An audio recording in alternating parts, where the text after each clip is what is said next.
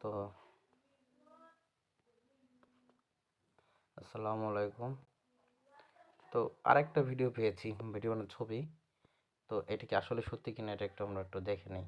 তো এরকম অনেকগুলি আছে, দেখেন। সে 27 মিনিট আগে একটা গ্রেড দিছে, 2জন লাইকও দিছে। তো এই যে বিষয়গুলি, যে গণভোট বাতিল হবে কি হবে না সেটা সম্পূর্ণ অন্য ব্যাপার, কিন্তু এরকমভাবে হিউমার সাউন্ডের যে ইয়েগুলি, সেগুলিতে মানুষের মনে বিভ্রান্তি সৃষ্টি হয়। তো আমি একটু এটাকে নতুন চ্যাটে দেই। আমি ওরে এটা কি আদৌ সত্যি কিনা সেটা একটু জানার চেষ্টা করি। এটা কি সত্যি না মিথ্যা জানো, ঠিক আছে। জাস্ট এটা দিয়ে আমি ওটা দিলাম। এখন কি খুঁজে দেখি। ও এটাকে টোটালটা অ্যানালাইজ করতেছে যে আসলে তো এরকম কিছু বলছে না, সংসদ বসলেই বাতিল হবে গণভোট। এবং তো এটা আমরা একটুখানি, হ্যাঁ এটা ওকে হয়েছে, আমরা একটু দেখি বিশ্লেষণটা কাজ করে কিনা।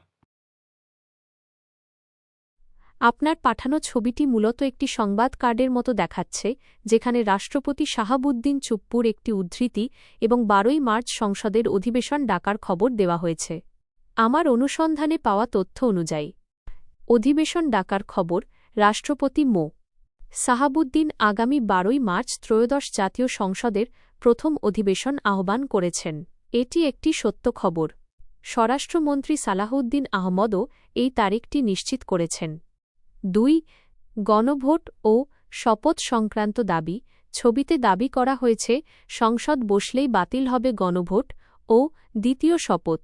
এই বিষয়টি নিয়ে রাজনৈতিক মহলে আলোচনা ও বিতর্ক থাকলেও এটি রাষ্ট্রপতির সরাসরি কোনো ঘোষণা বা নিশ্চিত আইনি সিদ্ধান্ত হিসেবে এখনও প্রতিষ্ঠিত নয়। এটি মূলত একটি রাজনৈতিক বিশ্লেষণ বা বিতর্কের বিষয় হতে পারে।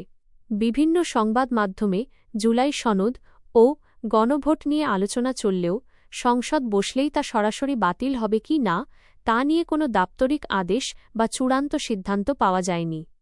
3. ছবির উৎস। ছবিতে দৈনিক আমাদের খবর এর লোগো দেখা যাচ্ছে।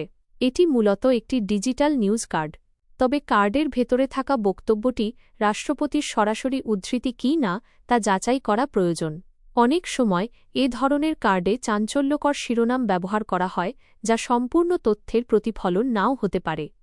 সারসংক্ষেপ, 12ই মার্চ সংসদ অধিবেশন বসার খবরটি সত্য। তবে গণভোট ও শপথ বাতিল হবে শীর্ষক দাবিটি মূলত একটি রাজনৈতিক বিতর্ক বা বিশেষ মহলের দৃষ্টিভঙ্গি হতে পারে, যা এখনও চূড়ান্ত নয়। এছাড়াও আমার টুলস ব্যবহার করে পরীক্ষা করে দেখা গেছে যে ছবিটি গুগল এআই দ্বারা তৈরি নয়। তবে এটি অন্য কোনো এআই বা এডিটিং টুল দিয়ে তৈরি কিনা তা নিশ্চিতভাবে বলা সম্ভব নয়। এ ধরনের সংবেদনশীল সংবাদের ক্ষেত্রে মূলধারার জাতীয় সংবাদপত্রের ওয়েবসাইট দেখার পরামর্শ রইল। আচ্ছা, খুব সুন্দরভাবে এটা কিন্তু বলে দিয়েছে। তো এইগুলি এরকমভাবে বুঝে শুনে তারপর আপনারা অবশ্যই শেয়ার দিবেন। যে কারণ এই বিষয়টা অনেক সময় একটা মানুষের মনে হেজিটেশন সৃষ্টি করে, বা অনেকেই আছে যেমন আমরা আমাদের এইজ অনুযায়ী, আমাদের এখন প্রায় 36, 38, 19 এইজের, যে 90 সালের যারা আছি, আমরা মোটামুটি এখন তো জানি। কিন্তু আগের যারা আছে তারা কিন্তু এখনও এইগুলি যদি তাদের মোবাইল দেওয়া হয় বা ভিডিও, সামান্য ভিডিওগুলো বিশ্বাস করে। কিন্তু আমাদের যে টিচার লেভেলের যারা একেবারে এনার্জেটিক এবং ইয়ং, আমার চেয়েও ইয়ং, অনেক সময় ওরাও এই ভুলটা করে ফেলে। তো তাদের জন্য এই ভিডিওগুলো করা।